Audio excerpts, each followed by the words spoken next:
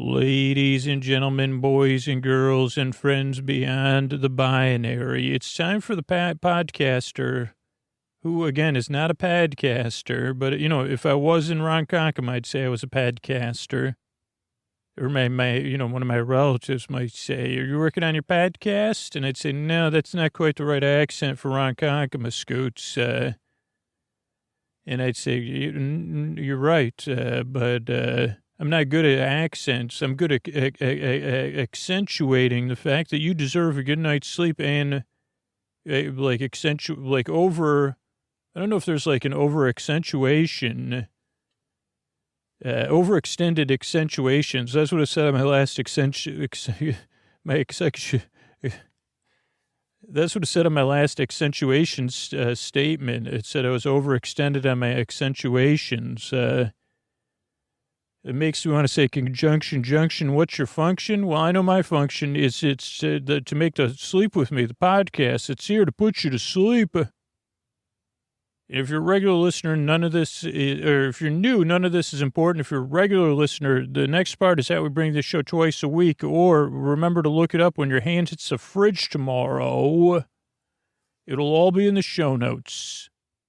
Hey, everybody, this is just a reminder that this episode was recorded a little while ago, but I wanted you to know that Sleep With Me is here to support you, and you can find links in our show notes, and Sleep With Me is here to support our Black community because Black Lives Matter. You can find links about that also in our show notes, and you can find links of steps and actions you can take, or if you're saying, what, you don't understand, you could find out more, and you could really take a look at things internally and externally, and slowly start to become a part of the solution. And all of those links will be in the show notes. So I really wanted you to know that right up front. Thanks. Hey, everybody, it's Scoots. I wanted to check in with you about a couple of things. If you're a regular listener, you listen to the show 3-4 times a week or more, or you listen all night long, or you're already a patron. Did you know if you're a patron or if you're interested in it, you could go to sleepwithmepodcast.com/patron, Patron. And for patrons, if you're doing that from your phone or your tablet, that'll open up the Acast feed. You could set it up right then just by using that link.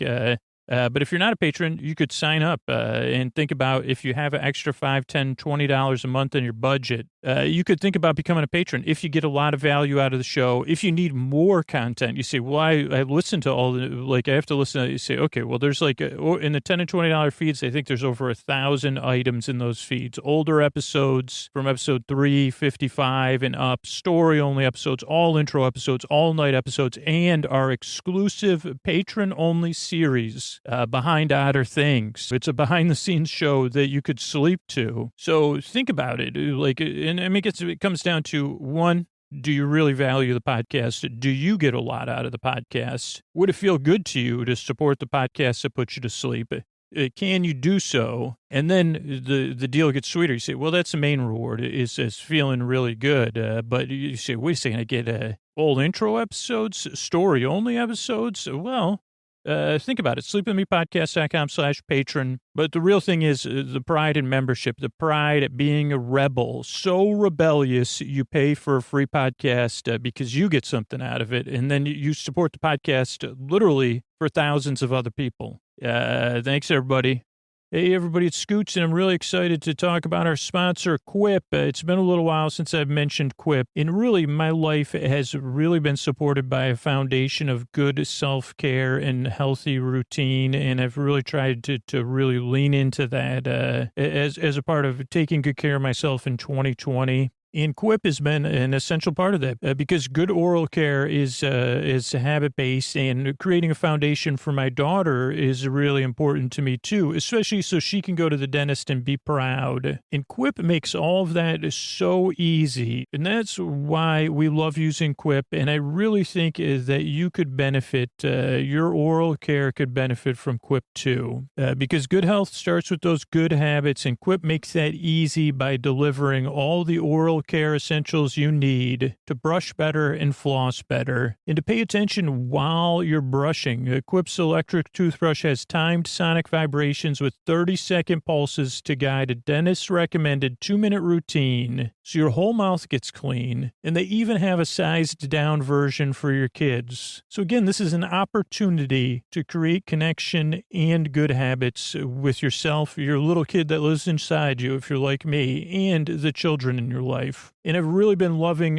Quip's eco-friendly, refillable floss. It has a dispenser you keep for life and an expanding string that helps you clean in between. Quip's brush head, toothpaste, and floss refills are automatically delivered on a dentist-recommended schedule every 3 months for just $5 each. And it's a friendly reminder for when it's time for a refresh and to stay committed to your oral health. And shipping is free. So if you go to getquip.com/sleep right now, you'll get your first refill free. That's your first refill free at getquip.com/sleep, right, Mystery Bard?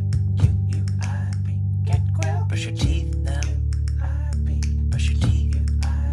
Get Quip. Brush your teeth now. Brush your teeth. That's GETQUIP.com/sleep. That's getquip.com/sleep from Quip, the Good Habits Company. Thanks, everybody.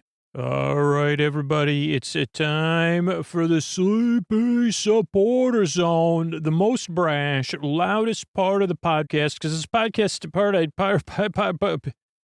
the podcast I need you to hear. It's where we celebrate the listeners who support the sponsors and are vocal about it, so we can keep bringing this podcast for free twice a week. And I want to thank Anna, Holly, Cheney, and Emil, who all supported Celestial Seasonings, tagged Celestial Seasonings on Instagram and Twitter, tagged me. If you support a sponsor, especially like our long-term sponsors, Brooklyn and Helix, Quip, Native, Helix, Best Fiends, KiwiCo, please tag them when you support them. Please let me know about it. Tag them, tag me on Twitter, Instagram, so I could try to thank you here in the Sleepy Supporter Zone. So be like Anna, Holly, Cheney, and Emil. Thank you so much. The second part of the Sleepy Supporter Zone is you getting the support you need, whether it's for your own mental health, your own self-care,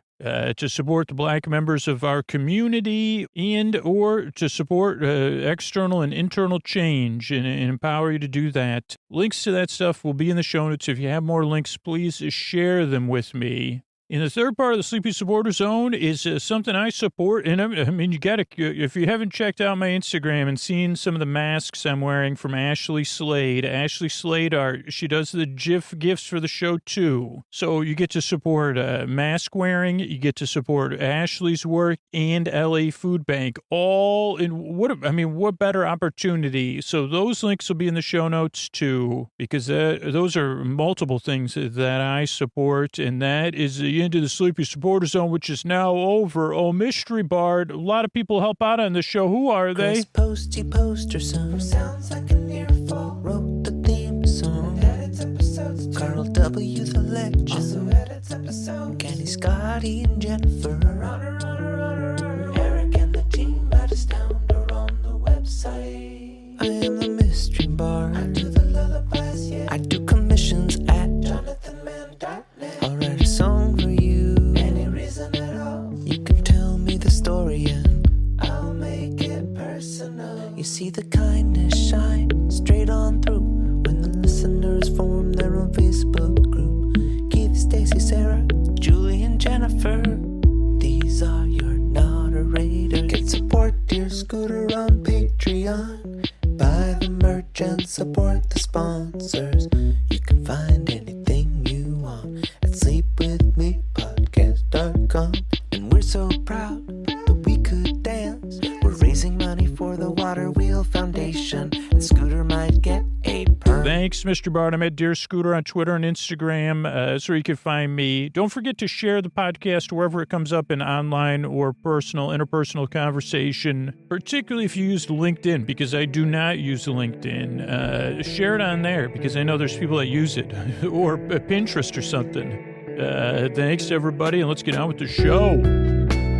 Hey, are you up all night tossing, turning, mind racing, trouble getting to sleep, trouble staying asleep? Well, welcome. This is Sleep With Me, the podcast that puts you to sleep. We do with a bedtime story. All you need to do is get in bed, turn out the lights, and press play. I'm going to do the rest. What I'm going to attempt to do is create a safe place where you can set aside whatever's keeping you awake. It could be thoughts, things you're thinking about, things on your mind, feelings. So any emotions coming up for you related to the feelings or the thoughts, or they're just emoting.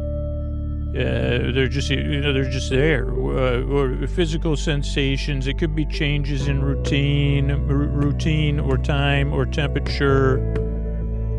Whatever it is, it could be many, many, many, many things. Whatever it is, I'd like to take your mind off of that. What I'm going to do is, what I propose to do is, whatever's keeping you awake, I'd like to take your mind off that. What I'm going to do is I'm going to send my voice. Is there another part? Whatever, keep you up at tossing, turning, mind racing, trouble getting sleep, trouble staying asleep. I can't remember the next part. Forgetfulness, that might keep me up later. Yeah, whatever is keeping you awake, I'd like to take your mind off that. That's exactly what I'd like to do. I don't think I can do it in a straightforward way.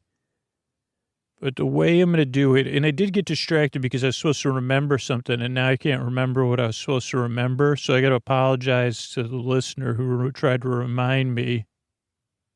Hopefully I'll remember what they told me to remember. But I'm going to send my voice across the deep, dark night. I'm going to use the lulling, soothing, creaky, dulcet tones, pointless meanders, superfluous tangents. I'm going to go off topic. I'm going to get mixed up and confused. Oh, boy, all of those things. Upcoming on this episode of Sleep With Me. The pointless meanders, creaky, dulcet tones. Holy moly. Superfluous tangents, ideally creating a safe place to take your mind off stuff as you drift off. Now, a few important things to know if you're new. One is, if you're new, is that this show does not work for everybody. Though there are a few people it has worked for immediately. Like 90% of people say that first 2 or 3 tries they didn't like the show, or they were feeling ambivalent or uncertain or skeptical, or they just weren't into it. And sometimes that's because you have expectations of something different, and sometimes it's because you're just waiting to see what happens, and then the second or third time you realize, well, nothing's really happening. So, then you can, so just kind of, so if you're having any of those reactions, it's totally normal. I mean, you say, how many other podcasts have creaky, dulcet tones? And you say, I don't know, the Barn Door cast has creaky, dulcet tones. The old wooden garage door podcast has them. That one podcast from the swamp, I don't know which one. I can't remember what it's called, though. What else? The Creaky Dulcet cast, actually, they have the sweetest voices, but they talk about, I think that's just a tribute cast. Yeah, I'm not really sure. Okay. What was my point? I don't know about that one either, Scoots. So the first thing to know is, yeah, this podcast does not work for everybody, but for 90% of the people that it worked for, took 2 or 3 tries. Which, that's kind of actually 100% better than most sleep solutions. I'm not trying to brag, but maybe even more than that. I'm not good at math either. Because usually for me, it's the opposite. I try something once and it works, and I try it again, it might work. And then the third time I try it doesn't work anymore. Or whatever the other things, it said, it made me groggy the next day. Or, I woke up, so sleep with me actually works the reverse of most sleep solutions. You say, most of the time, the first time it doesn't work. It drives you up a wall. But then the second or third time, it gets more effective. That's what I'm saying. That's why I'm laughing, because I didn't realize the irony. Made almost 900 episodes. Or this may even be around 900. I don't even know. So that's pretty funny to me. I'm sorry, but it is. They say, wait a second. This is one of the few sleep solutions that doesn't really work initially, but then it starts to work regularly. So give it a few tries, because there's really no investment other than your time. So just kind of see how it goes. Also, don't try to, this kind of piggybacks on that. Don't try to make sense of it. There's another thing I never thought of that doesn't go with bedtime, but I got to point out, piggybacking. No piggybacking.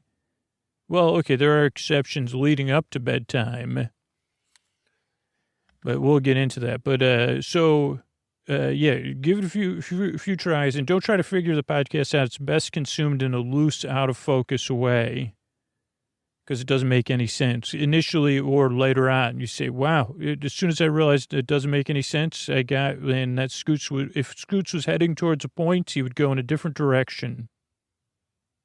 And building on that, it's a podcast you don't need to listen to. You could just barely listen. And it's not so much meant to to put you to sleep as to be here as you fall asleep, to keep you company as you drift off. So it's more of like your bedtime companion. I try to be your bore friend, your bore bae, your bore bud, your bore bestie versus something more grand. But though being a bore bestie, you can't really do better than that, can you? Which is like your best bore friend.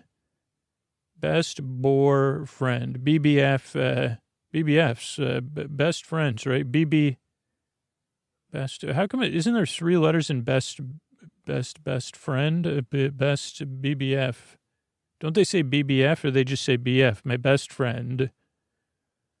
Yeah, I'm your BBF, your best bore friend. I may be missing something in there, but that's one of the keys to the podcast. So those are a few things to know. The other thing that can throw people off is the structure of the show. And I guess the reason someone reminded me recently, they were like, Scoots, can you remember to mention in the intro something? And then I said, no problem. I'll tell you might have to remind me again. And I think it's that some people the podcast works for the first time, but it could be something else. And I'll try to find their email and reread it because but yeah, do this part of the show for everybody because then I don't know. So if you're new, those are for some things to remember. The other thing that could throw new listeners off, but regular listeners like it, is the structure of the show. So a show starts off with a few minutes show starts off with a greeting, ladies and gentlemen, boys and girls, friends beyond the binary. So you're welcome here. Then we go into business. That's how we bring the show out twice a week. Then there's an intro, and the intro is around 12 to 18 minutes of me rambling about nothing, but it tries to introduce the podcast to new listeners and give regular listeners a chance to get ready for bed, to get in bed and get comfortable. So, so there's so that's because a lot of new people say, why is the intro so long? It doesn't make any sense. What are you talking about? Business the whole time? I say, no. I mean, I guess technically you'd say it's like housekeeping. How come there's no reality Marie Kondo, you got me already. I said, how come there's no reality housekeeping shows? That's what part of my brain said. And now another part of my brain is thinking of like 50, I say, okay, this old house, tidying up, all those fixing and remodeling shows. I guess if I had a show, I would combine it with like a spiritual show or like a values-based show. You should bless this mess. I don't know. Is there a show called that? Because there should be. You say, well, we go to people's house and I don't know what we would do. We'd say, great job. Maybe it would be, we give out rewards for people's houses as they are. Bless this mess. And we fold in a universal message and a universal truth in every episode of dignity, hope, and courage. Bless this mess. Or it could be, we go around, I don't know. So anyway, what does it have to do with anything? So the intro is kind of like this, where I go off topic. So for a new listener, you kind of get an idea of what you're in for. But for a regular listener, they're getting ready for bed, they're winding down, or they're already in bed comfortable. And then about 2% of listeners skip the episode. Maybe this is another thing some people have to remind me of. There's actually more than 2% of people that listen during the day or listen to the whole episodes to relax or for a little break or whatever. And then there's the people that can't sleep. So this is actually that's the other thing about the show, why it's an hour. If you can't sleep, I'm here to keep you company. and also to remind you that there's no pressure to fall asleep. So that's the intro. Then there's some business. Then there'll be our episodically modular serial series, Otter Things, OTTERTHINGS, about Emma Otter and her friends. Real nice, real nice series. And then there'll be some thank yous and stuff. So that's the structure of the show. There's no need to listen, no pressure to fall asleep. And there's a reason I make the show. And the reason I make the show is twofold. One, you deserve a good night's sleep. You deserve a place of respite where you can relax and feel good. And two, I've been there. I know how it feels. Tossing and turning, mind racing, trouble getting to sleep, trouble staying asleep, all those things. And I want to help if I can.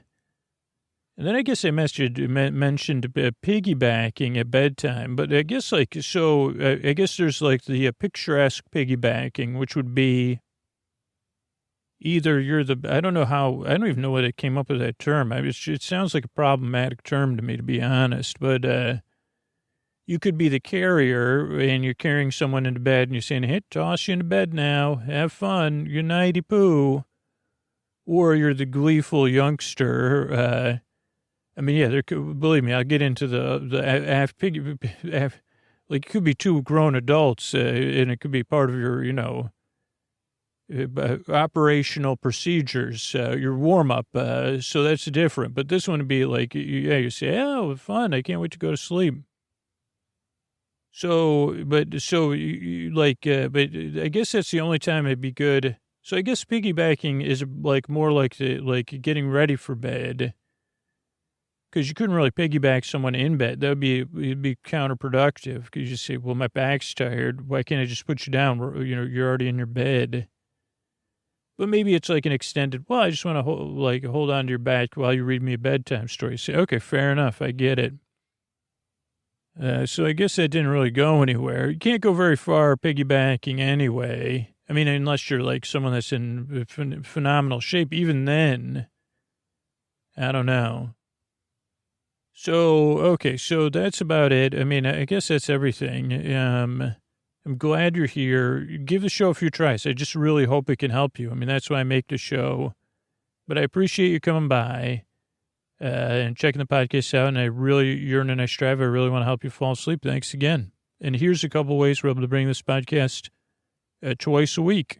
Hey, everybody, it's Scoots here, and I wanted to kind of talk to you about a couple things on our Patreon that are new. One, if you're a patron and you're listening, or you're not a patron, use the same link, sleepwithmepodcast.com/patron. And if you're a patron, right from that link, you'll be able to get the bonus feed. If you do it from your phone or your tablet with a podcast app, you'll log into Patreon, you'll click allow, and you'll be able to subscribe in a bunch of different great podcast apps right there. Just go to sleepwithmepodcast.com/patron. And then you could start listening. Like if you're a patron and you haven't set up the feed, you could listen to the all intro episodes. If you're a $10 and up patron, you could listen to one of the all night episodes. If you're a $5 and up patron, you say, well, I just don't, the singing, it wakes me up. You say, okay, well, the new episodes come out on Sunday and Wednesday. They have no singing in them. And those are full, complete episodes. It's a full intro, full episode. You get it about 10 days before the public does. You say, well, I like story-only episodes. Great. Those come out on Monday and Tuesday.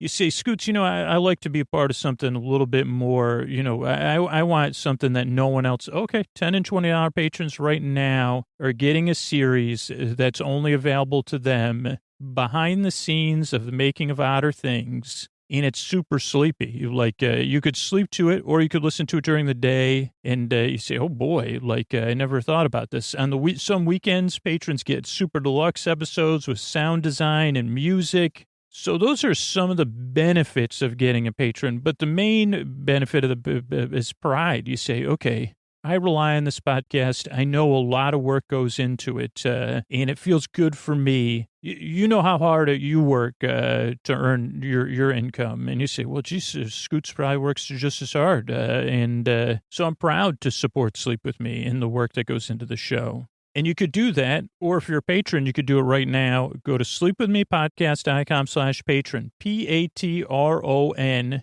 or use the link in our show notes. So if you're a patron, you could start listening to the bonus content right away. You just add it to your podcast app. And if you're not a patron, you could sign up and say, wait a second. And you could always become a patron, check it out for a month or two. As long as you set up the bonus content, you could test it out and you say, holy moly. Because we actually lost some patrons this month because they said the bonus content was too good, which I guess I said, wait a second, I love to talk to you first. But so if you listen a lot, that's a pretty good sign. You say, well, I like to have a selection and I like to know the podcast is going to be there. If you agree with any of that and it's in your budget, $5, $10, $20 a month, go to sleepwithmepodcast.com/patron. Thanks, everybody.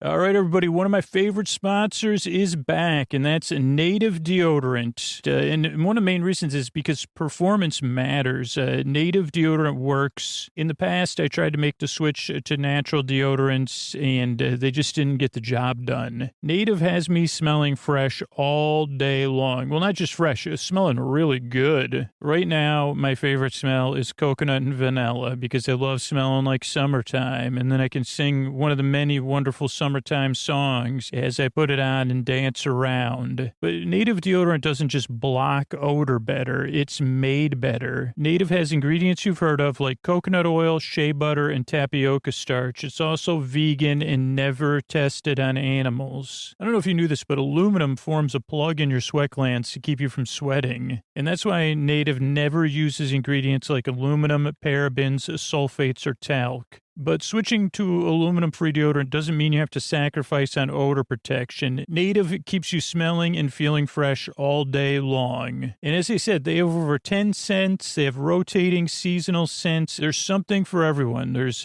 coconut and vanilla, as I said, lavender and rose, cucumber and mint, citrus and herbal. There's unscented, but Native is risk-free to try. Every product comes with free shipping within the U.S. Plus, they have free 30-day returns and exchanges.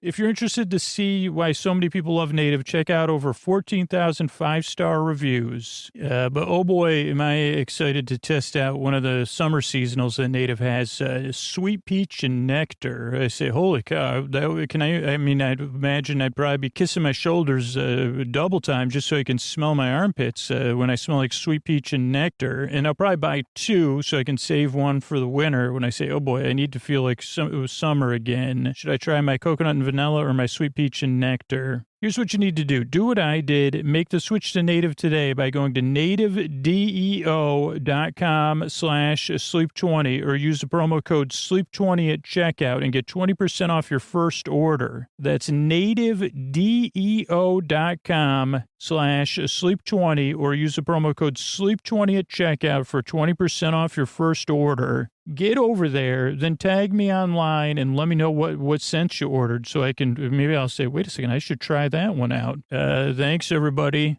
Hey, everybody, this is Scooch. Welcome to our episodically modular and somewhat serialized series, Otter Things, OTTERTHINGS.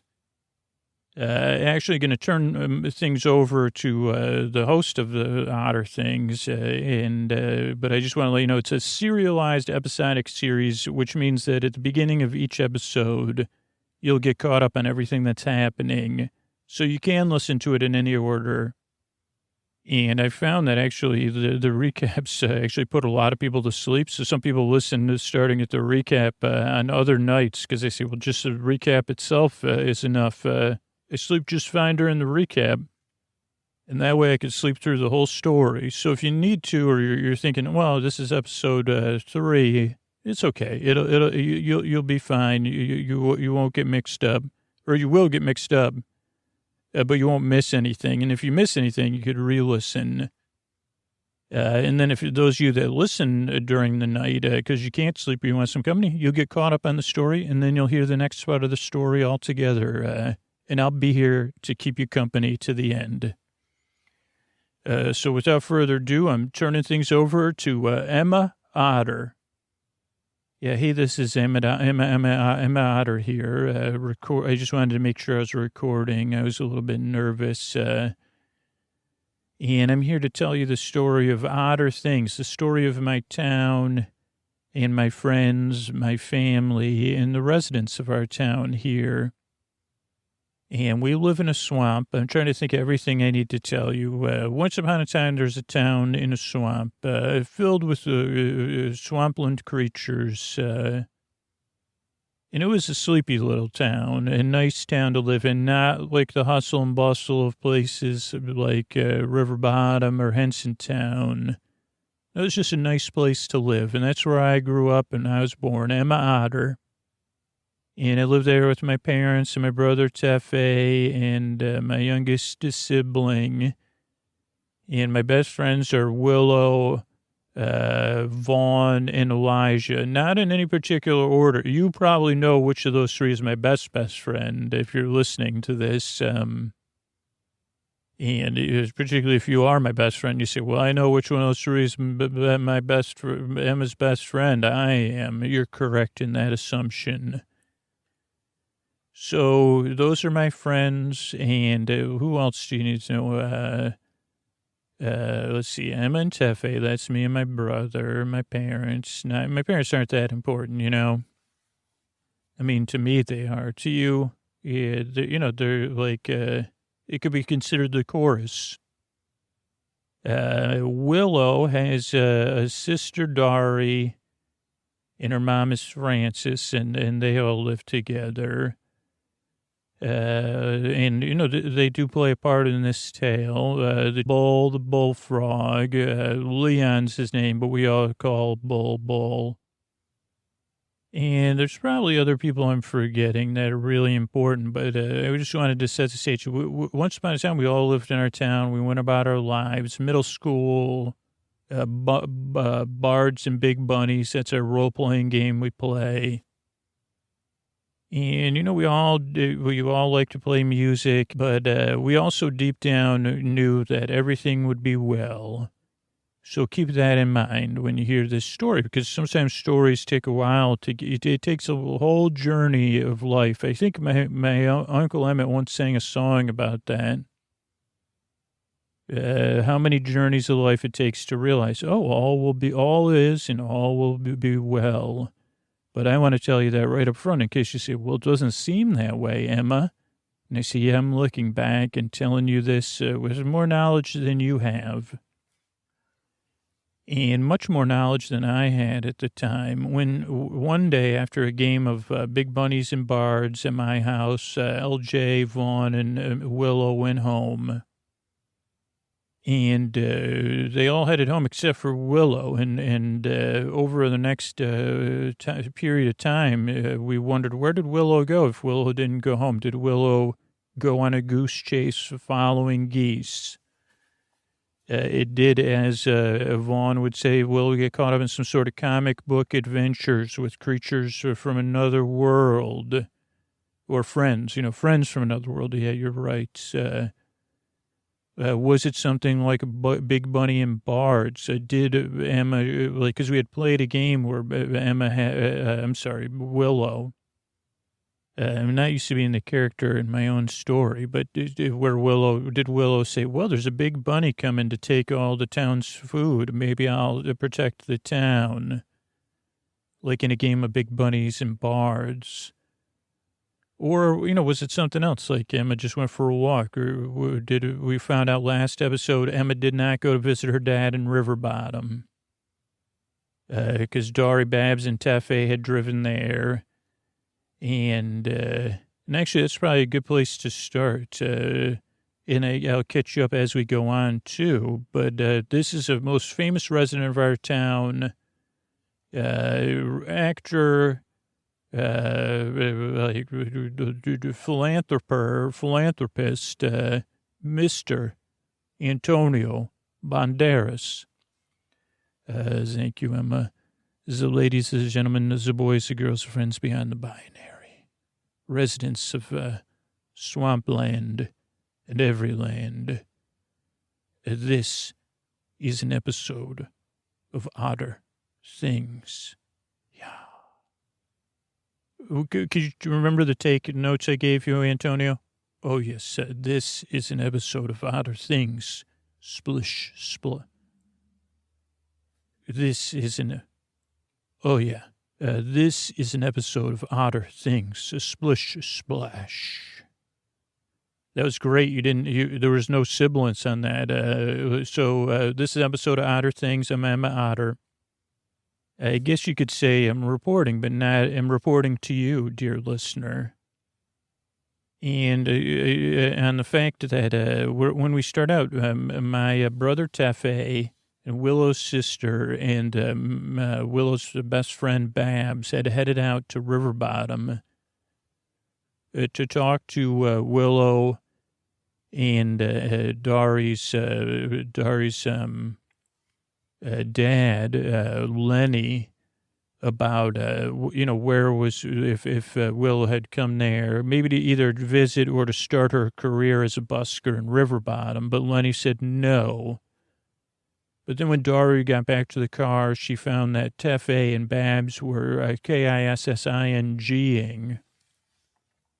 And Dari probably doesn't want anybody to know this, but Dari kind of had some feelings for Tefe, which is a mistake. If we would have sat down, but, Tefe just has, I'm just rolling my eyes right now. I don't know what to say, but to tell you that that's a fact, unfortunately.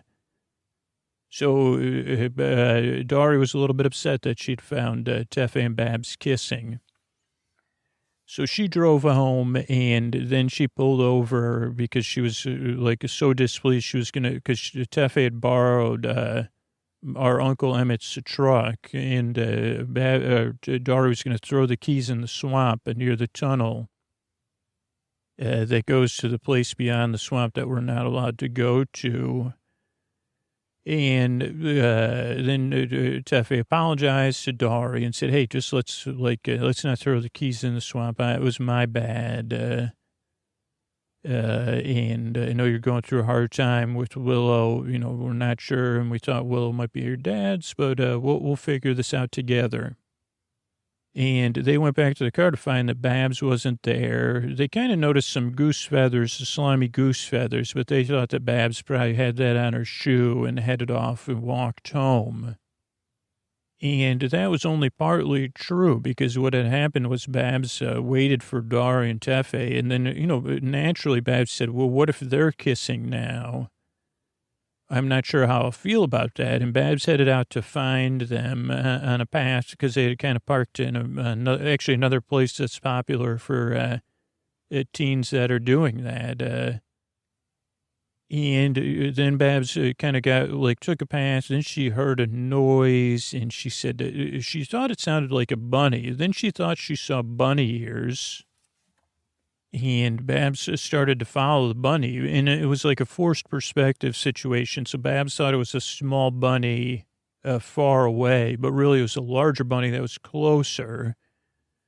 But she started following the bunny. And I can tell you that, just like I said, all will be well with Babs. But at the time, Babs said, "Hey, bunny, are you lost? Don't go that way." Because, as far as Babs knew, that bunnies really weren't meant to be swimming around in the swamp, but maybe hopping around the edges of the swamp.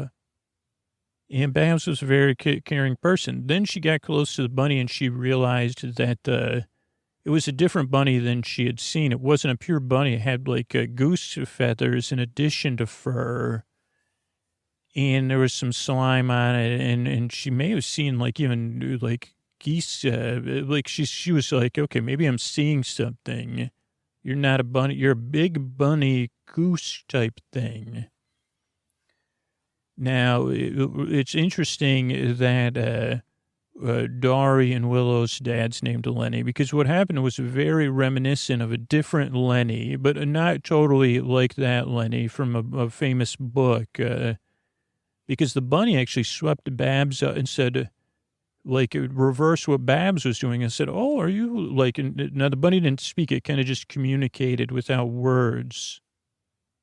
But Babs was immediately relaxed as the bunny swept her up in its arms or paws, or wings, and said, "Oh, look at this little creature here. Oh, let me care for you and take good care of you and take you care of you and bring you home."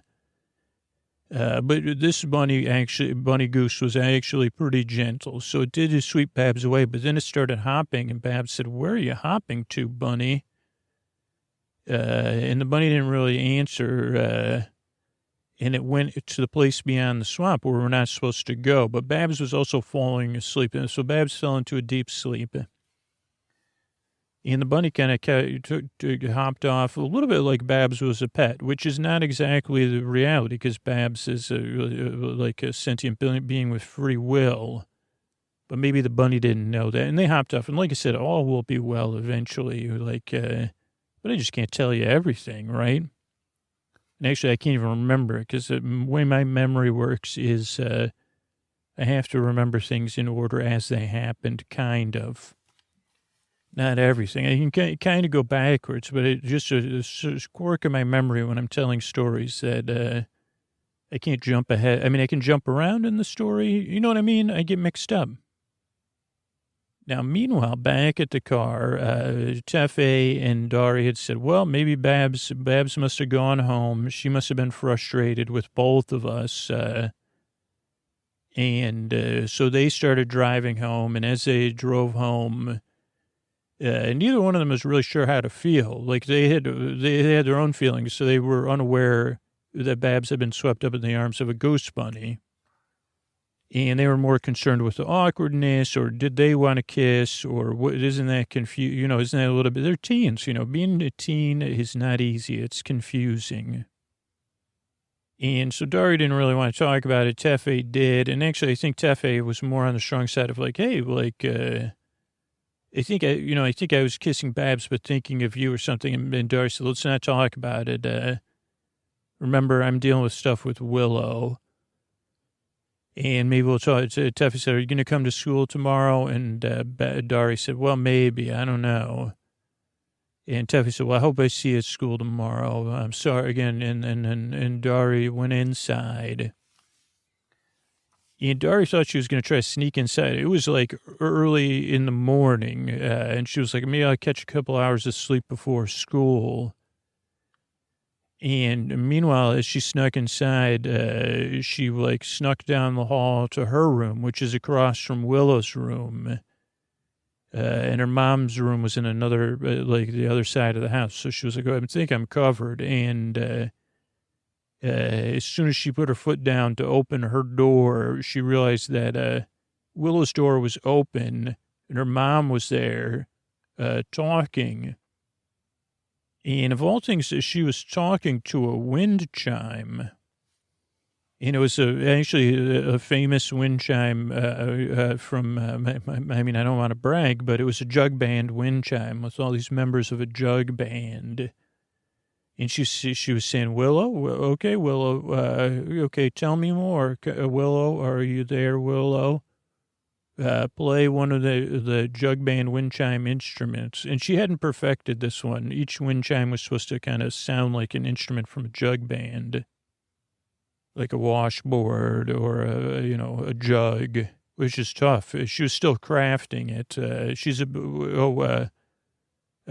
Frances is a bespoke wind chime maker, or wanted to be, or did. She didn't sell. One day maybe she would be the most famous wind chime maker in the world, and hopefully she'll sponsor my productions. But so she was singing, and then she looked over and she saw Dari trying to sneak in, and she said, "Did you just get home?" And Dari said, "Ma, what you, ma?" And she said, "Come in here and sit down next to me." And Dari was like, "Oh boy, I'm busted." But she said, listen, your sister's here. And she said, where? And she said, she's talking to me through the wind chime. And just like anyone, it's not something you hear every day. So you say, wait a second. So Willow's talking to you through the wind chime, Mom? And she was holding the wind chime. And she said, yeah, Willow, your sister's here. She just snuck in.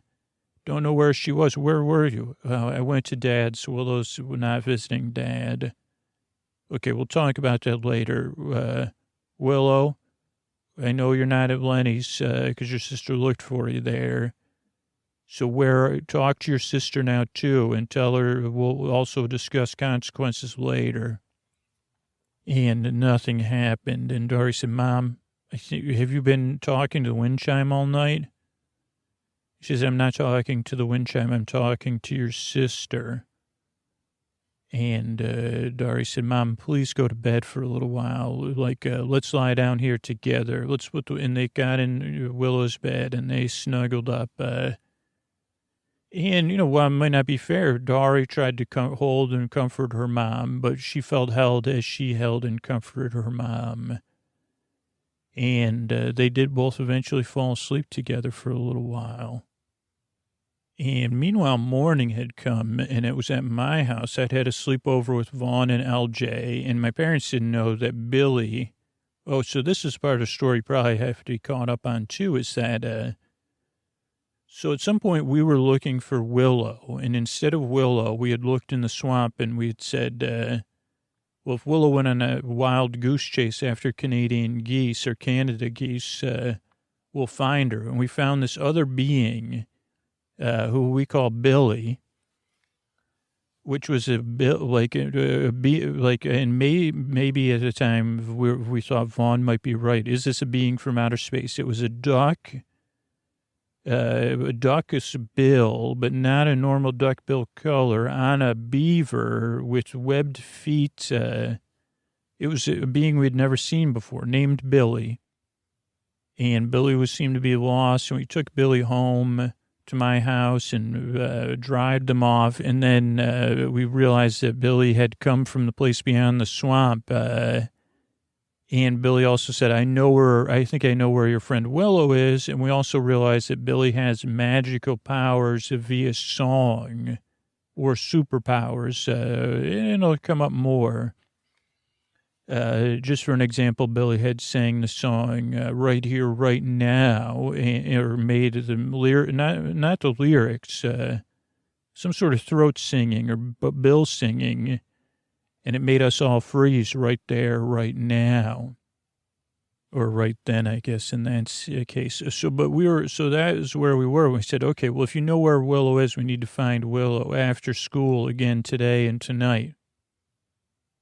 And we were calling it Operation Dark and Wood after the famous, some of the more famous campaigns and novels based on Bard and Bunny's campaigns by Margaret Weiss and Tracy Hickman. They had written all these amazing novels based on campaigns they had run in Bardenlands was the world they had created. And we always liked that lore.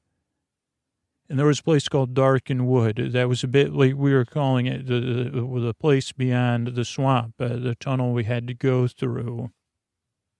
And we were making preparations, getting spitballers, that's what LJ had. And said, yeah, I'm going to make these giant slimy spitballs and then, and then flashlights. And then, of course, Vaughn had a lot of snacks. And we said, okay, then we realized that Billy couldn't go to school. So I said, Billy, okay, we'll meet you after school, like in the dry spot a little bit behind my house. And, of course, Billy looked unsure. And I said, okay. And then I said, oh, well, I'll give you my Marty Moose watch. I said, Marty Moose watch? And I said, yeah, it tells the time. It was a new concept a little bit to Billy. And I said, when Little Paw is pointing at 3 and Longer Paw is pointing at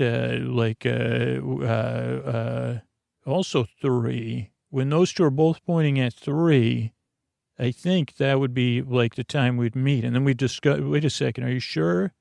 And then Billy said, what about the tail? And I said, well, that's the second hand. And then we talked about the concept of seconds. But that got complicated, and we eventually said, well, just ignore that.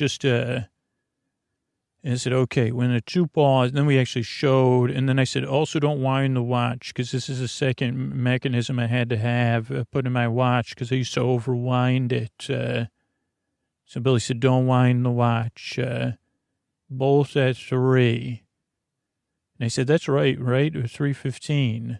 And then we agreed, and then we said, okay, we'll meet you after school. Now, another thing that was going on at the same exact time as we headed off to school was Bull, Leon, the head of our community resource team, and a few members of Bull's team had headed off actually to the place beyond the swamp, which we as kids really didn't know about. First, they were going to just look around, but beyond the swamp was this thing called the Visitor Center. And we had snuck some looks at it, but it was like just rundown buildings that were bigger than anything in our town. Their size was massive. We called it ruins, just like in Bards and Big Bunnies. But the community lore was so thick that even none of us would dare people to go, but no one actually went. People that said they went, even it turned out they were making it up.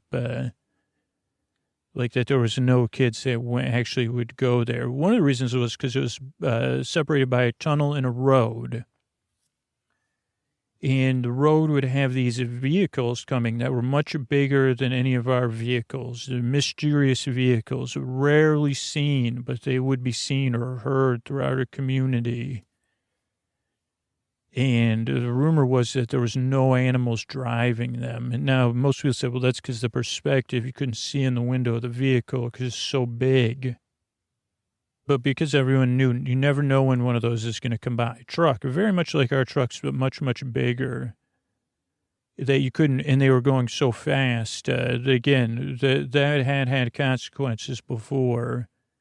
So you would never go on the road because it was like, and then on top of that, to go to a place with ruins and giant, mysterious, rundown buildings was not, a good idea. But, Leon and the community resource team knew that there was activity beyond the swamp, which us kids didn't know. I guess only authority figures knew. But first they checked around the road and, they found an old street sign that one of Bull's assistants pointed out and said, hey, Bull, look at this. So remember these signs used to be up, do not stop at any time, for any reason, listed like never stop. And he said, what is this? And there was other words on there that he didn't understand. And they said, all right, let's go to this visitor center and check in. And they said, do you really think those vehicles the trucks go by, the giant trucks, do you believe the stuff people say about them? And Bull said, I don't know. They said, do you really think no one's driving them? Remember that, he said, old Misty Jones, she was up in a tree, and she said she looked right in the window, and there was no one behind the steering wheel. And then I heard the robots or computers or something, some sort of, they're run by electronics. And Bull said, it sounds like baloney to me. And they went down to the other side of the swamp, which was rare, but Bull knew that behind the other side of the swamp was something called a bog walk. That was run down, but it led to this visitor center. But outside the visitor center, there was a couple of weasels on duty, guard weasels dressed in uniforms, and they were part of a larger organization of the swamp and the woodlands. A secret authority, run by secret authorities beyond just the greater community resources, we'll say. So, Leon said, hey, how you doing? And the weasels said, what do you want? Said, well, I'm in town, and I need to speak to somebody who's in charge. And they said, don't worry about it. And he said, well, I'm worried about it. Can I come in? Can I look around? And they said, no looking around. No visitors in the visitor center. Hardy har har. And everybody looked at each other. And they said, yeah. And they said, well, what do you got going on in there? And is it true that this is where, one of the Bull's assistants said, is this where they do stuff to keep it? Are humans real, or is that just a rumor? And the weasels looked at each other and said, don't worry about it. And Bull said, listen, can you just check in with somebody that's in charge here and find out Like, we just have this kid, Willow, and we think she went off, she either went off on a goose chase, so we just need any signs that the Canadian geese have been over here, so I can go back and figure out if she just headed off to be a busker or start her music career, which is what we think happened. We just got to, dot the T's and cross the I's and make sure that the gooses didn't lead her on some goose chase. Or, I don't know if you have any kids, Bull said to these weasel guards. But, what if somebody said these kids, her friends might have double dared her to go through the tunnel. So we just want to make sure, that's it. And they looked at it and they said, okay, let us look into it more. And then they actually got let into the visitor center. And they saw the inside was not like the outside. The first floor looked run down, and in case anybody went in there.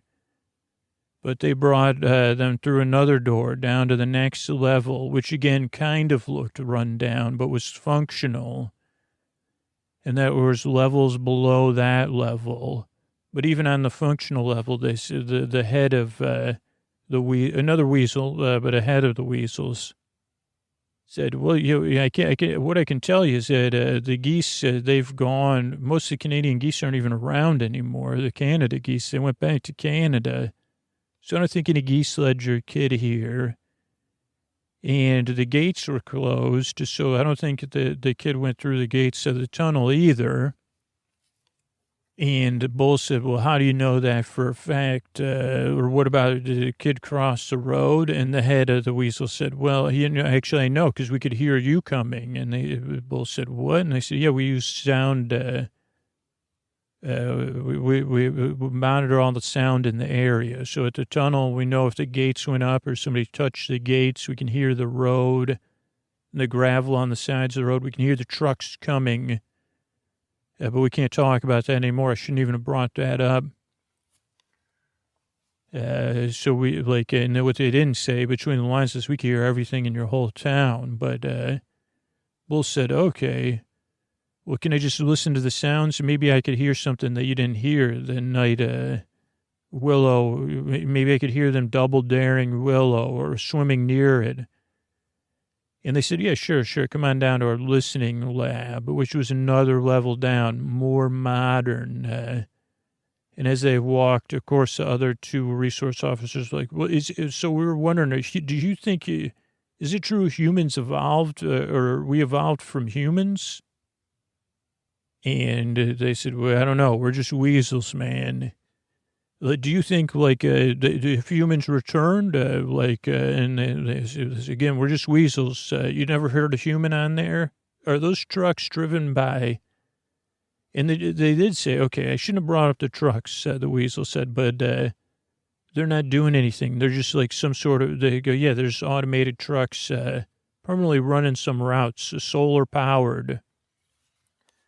So there's nothing to worry about other than, the trucks coming at unpredictable times. And Bull said, well, why don't we work together to form an early warning system or something? And the weasel said, why don't you just stay off the road? And Bull said, okay, fair enough. He said, the trucks are just running. They said, yeah, just running from from the human days. But yeah, there's no humans, nothing to worry about. And Bull said, well, that sounds odd to me. But then they went and listened, and they listened, and they didn't hear anything. They didn't hear anything on the road. They didn't hear anything near the tunnel to go to the place beyond the swamp or the bog walk or anything. Not really very many sounds. So they left the lab. But as they left the lab and got ready to drive off, they said to the other resource officers, they said, well, I guess that's it, except for that, well, that's odd and all that stuff. And he said, what phase was the moon a few nights ago? And they said, what do you mean? They said, did you hear any croaking on those tapes? I think if you look up the phase of the moon, you'd realize that that was a high croaking night. And There was no croaking going on. As a frog, even I was thinking about croaking my heart out that night. And they said phases, and they were a bit confused because they didn't have his depth of knowledge that Leon did. Now, meanwhile, Dari had gone to school, mostly just to check in, because as soon as she got there, the school authorities were like, Dari, shouldn't you just be home? You don't need to come in. We were like, we'll send your work home. You don't even need to do any work right now. Just think about, just rest with you and your mom and take care of your mom. And Dari said, okay, well, I just got to get some stuff out of my locker. And then maybe I'll just have Babs collect my assignments. And the school said, okay. But meanwhile, Tefe said, hey, what if I collect your assignments? I could get your assignments for you. Babs, who? Tefe's on the job, Dari. And Dari said, shouldn't you be in class? And then actually one of the authorities said, Tefe, shouldn't you be in class? And Babs said, yeah, what class is Babs? And then Dari said, Tefe was huffed and went back to class, but really just went to the restroom. And then Dari said, well, what class is Babs in? And they said, chlorophyll 104. And she headed over there. She said, is Babs here? And the teacher said, Babs is out today. Shouldn't you be home? I thought Babs was going to get your assignments. Shouldn't you know where Babs is? And Dari said, weird, that's odd, but thanks. And Dari left. And Dari got a feeling like, that's weird. So she went to the phone and called. Now, this is back when you had to pay to use the phone, public phones, ancient times to probably you listening. And she called Babs' house and said, hey, is Babs there? And they said, Dari, is that you? Why are you calling on the phone? Shouldn't you be resting? Or should you even be using your phone? Because not many people had call waiting in this day, and definitely not Dari, and Francis and Willow. And Dari said, no. Well, can I talk to Babs? They said, well, I thought Babs was at your house helping out. She's not with you? And Dari, and this was something Dari would greatly regret. She said, oh, sorry, I'm just so stressed about Willow. I forgot Babs was at my house with my mom. And then was going to go to the library. I went to school. I just went, and they said, oh, yeah, that makes sense. Well, tell Babs to give us a call when you see her. And, that's like, understand that your feelings. And, Dari said, oh, yeah, thanks. And the other thing I want you to know is that meanwhile, like over there at the visitor center, they were listening to all of this. They were listening into all these conversations and that's foreshadowing. Okay. That they could hear everything we were saying, and they must have had the resources to listen to everything we were saying. They probably weren't listening as closely at the middle school where myself, LJ, and Vaughn were trying to go to school. And we were on recess, and we were kind of playing on our journey in Darken Wood and just saying Raceland or Caramon, Tika, Golden Moon. We were talking about all our favorite characters and kind of saying, okay, I can't wait to do that. But really, we were like hoping to find our friend Willow, right? And maybe cover up our other feelings or distract ourselves with the feelings of adventure. But the two of these river bottom wannabes from our school that weren't nice came up and they said, oh, look who it is. One short of a quadrant of something. I don't even know what they said. And we said, be quiet. And they said LOZER or something. We said, what do you mean? And they said, don't you know your friend Willow ditched you all? And we said, no, she didn't. And they said, yeah, we heard. My dad said that Willow went out to River Bottom to try to start a career because, without you three dragging her down, like she was the most talented, but she'll be back. Or maybe she won't. She'll just be like a busker, like tap dancing for nickels. They thought that was the funniest. And we were like, what are you talking about? And they said, listen, your friend Willow thought she had potential without you three. With you three, no potential. And we said, what? And they said, yeah, she always used to tell us you were holding her back in her career. We said, no, that's not true. She was our friend. And they said, well, she just needed you for rehearsal only. We said, but we played Bards and Bunnies. And then they said, that sounds like kids stuff. Change your diapers or something. And we said, oh. And they headed off. Now, back in my house, Billy was there, and she was kind of looking around our house. She was bored. And she actually snuck into Tefe's room and looked at Tefe's Otter oils. And actually saw a picture of Tefe, Dari, and Babs. And she kind of paused and looked at Babs and had a sense of something. She even touched Babs' picture, and it kind of gave her the chills. And then she went down and she actually turned on the TV and was trying to watch TV. She wasn't super familiar with TV. And at some point, an ad came on with this music, a really popular song at the time. And it was for, and they said, it's time to pump up the jam with Dino Puff's Jam Edition. Pump it up. But Billy started looking, and then Billy started to drift into her own memories. And she remembered a moment from not that long ago where she was in the visitor center in one of the lower levels with Dr. Max and other scientists watching her. And they were asking her to puff up the cereal, and sing, pump up the jam. And she was singing it through her bill and her throat and puffing up the cereal to like 30 or 40 times its size until some of the marshmallow jam-filled puffs popped and covered everybody with jam. But they were very impressed. But she said, why am I doing this? I'm just a kid. And as she drifted, back from that memory, she kind of felt forlorn and wondered when it was going to be like 3:15 or the two hands were going to be on the 3.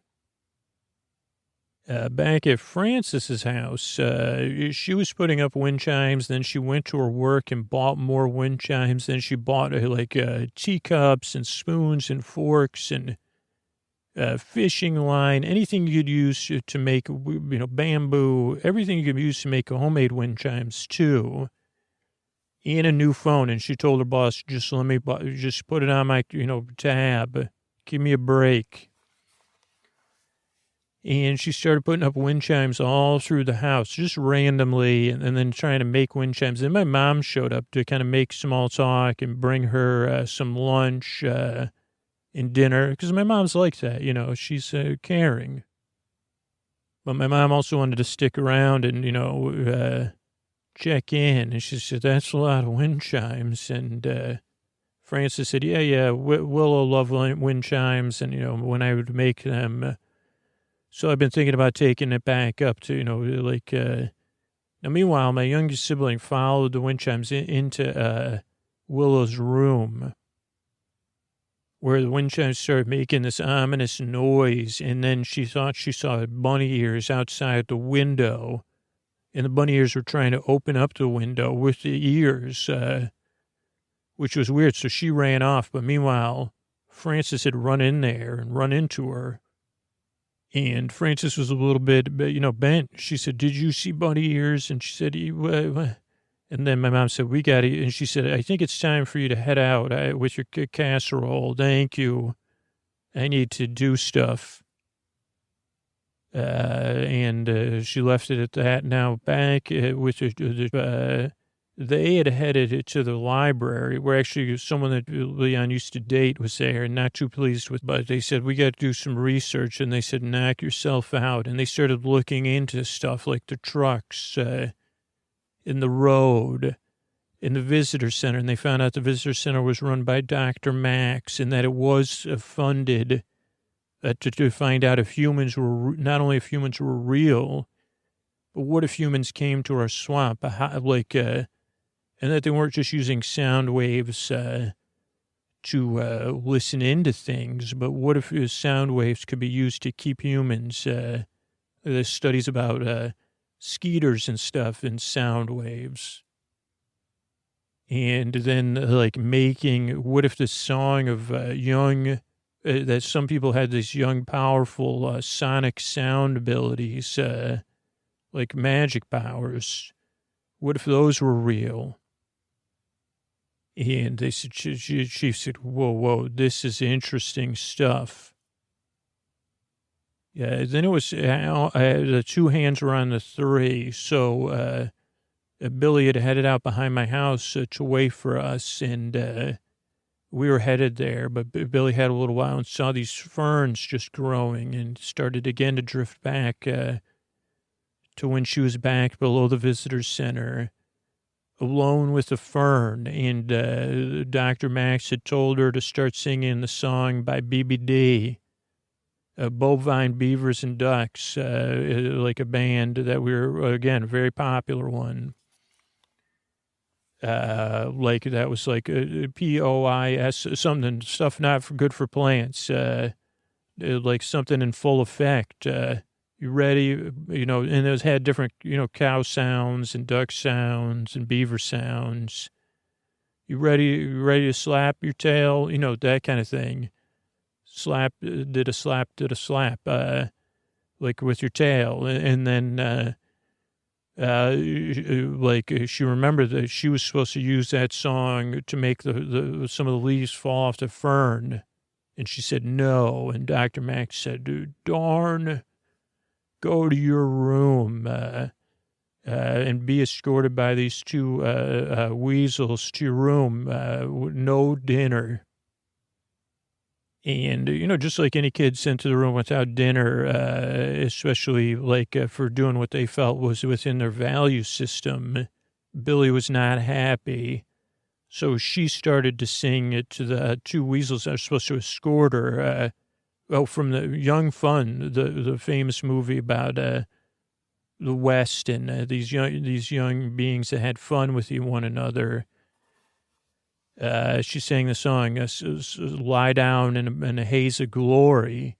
And she sang that song, and this bright light came that immediately increased the weasel's melatonin production so much that when the light went away, they fell sound asleep. And Dr. Max watched all this and then swept Billy up in his arms and carried her off to dinner in bed. And he was very happy and pleased with her. And she didn't know if he was pleased with her by accident or pleased with her on purpose. And it created a, low level mistrust. Then we showed up, and she came back and we said, are you okay? She said, yeah, just, thinking about stuff. They said, well, let's go find Willow. And then we started going and we were telling her about how the kids at school said that Willow, and LJ and Vaughn were like, are you sure Willow, you know where Willow is? And I said, yeah, just this way. Willow's here. And they said, well, our friends, everybody's saying that Willow just moved away to start her career. And we made, what if that's the case? We're just wasting our time. And I said, yeah. And she said, they're just trying to upset your feelings. And I said, yeah, they're JURKSs. And yeah, we talked about it. She said, no, Willow's your friend. She wouldn't leave without telling you to start a career. Or if you weren't on, she would have helped you be better musicians if she thought that. And I don't think LJ and Vaughn bought it, but I did. I said, you're right. She's our friend. And she said, yeah, let's go find your friend. Now, I'm not a music theorist. So this next part, so back at Francis's house, Willow and Dari's house, Francis was there. And she was working, tuning all sorts of wind chimes and waiting. And then finally the wind chimes started to ring. And she said, Willow, are you here? Ring. And Willow, play do, ra, mi, fa, sol, la, ti, do if you're here, or if you're really there. And she did across all the wind chimes. And then Frances said, talk to me. And then she just kept playing do, ra, mi, fa, sol, la, ti, do. Then she played other things, and then Frances went to a lot of work, which I can't get into, but arranging all the wind chimes and trying to do it by notes, like a giant wind chime piano, is the best way I could describe it. And then she said, I gave you piano lessons, Willow, to play piano for me. Now, unfortunately, Willow did start playing songs, which were clearly songs by wind chime piano for her mother or some other, being did. And she played 4 different songs, but Frances didn't know what songs Willow was playing. And so she was like, I don't know what these songs are. What are you trying to tell me? And then the radio started fuzzing, but it could only fuzz. And she said, well, I'll turn the radio on. Oh, okay. And she turned the radio on. And then she had to listen to the radio for a long time until the songs happened to come on, which I think probably Willow maybe had control over, but not a full control over. So it was like a 2-hour period of just listening to the radio. But eventually she said, oh, okay, the first song is Here I Am, Baby. Oh, okay, so you are here. And then the next song, she said, oh, you're thinking about me, and I'm thinking about you. You're thinking about you. And then the next song was, oh, I just want to hold you tight. Oh, so do I, Willow. I just want to hold you tight. What should I do? And then the last song was called Rush, Rush. And she said, rush, rush, where? Rush, rush. And then it felt like a bunny was jumping outside the house, a big, big bunny, rumbling, rumbling. And then she just kept playing the chorus, rush, rush, rush, rush, rush, rush, over and over again on the wind chimes and the radio, in fuzz and wind chime piano. And then Frances realized, okay, I better rush out of here. She rushed out of the house. Now, meanwhile, Dari had gone to again kind of retrace her steps with Babs, and she did find where they had parked and maybe where Babs had gone off, and she followed Babs' steps, and then she found some bunny goose feather goo, and then Babs' steps ended, and then after that were gigantic bunny feet, hopping off into the swamp and towards where the tunnel was. And she said, oh, no. And so she ran home to her mom. And meanwhile, we were like right on the edge of their property. And we realized that we said, this is Willow's house. And that's where Billy had led us. And then Vaughn and LJ got really upset. They said, this is Willow's house. And she said, yes, she's here, Billy said. And they said, she's not here. We know that as a fact. Why did you bring us here? You're just trying to make us happy so we'll be friends with you. And we said, like, why did you bring us here? She's not here. And we even checked. And this was before, like, after Frances had run out of the house, so there was no one there. And there was no bunny there either, but, and then we were all arguing very loudly when we heard the sounds of the community resource. It said, hey, community resource meeting. And so we followed it, and we all arrived at the edge of town. And at a place that says no dumping, like that no one's supposed to dump any of their garbage there. And dumped at the bottom of this no dumping sign. It was a former dumping ground, but, okay, we're restoring this dumping area. There was this gigantic pile of material. And this was like when cassette tapes and CDs and the records, they were all in production. It was records and cassette tapes and CDs.